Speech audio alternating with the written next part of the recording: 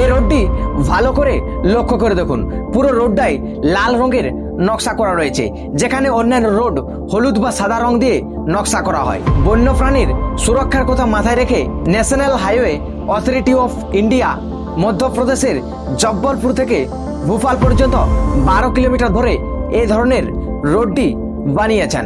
এই রোডটির নাম দিয়েছে টেবিল টপ রেড রোড। এই হাইওয়ের পাশে রয়েছে নৌরাদেহি অভয়ারণ্য, যেখানে নানান বন্য প্রজাতির বাসস্থল। আর সেই বন্য প্রাণী অনেক সময় রাস্তা পার হতে গিয়ে গাড়িতে অ্যাক্সিডেন্ট হয়ে মারা যায়, এবং তাদের সুরক্ষার কথা মাথায় রেখেই এরকম পদক্ষেপ। মনস্তাত্ত্বিকদের মতে উজ্জ্বল লাল টেবিল টপ মার্কিং চালকদের মানসিকভাবে প্রভাবিত করবে এবং আগে থেকেই সতর্ক করে দেবে, যার ফলে চালক গাড়ির স্পিড কমিয়ে ফেলবে। আর এই রোডটি তৈরি করতে খরচ হয়েছে 122 কোটি টাকা। সো এইরকম ইনফরমেটিভ ফ্যাক্ট ভিডিও দেখার জন্য আমাদের চ্যানেলটিকে সাবস্ক্রাইব করে পাশে থাকুন।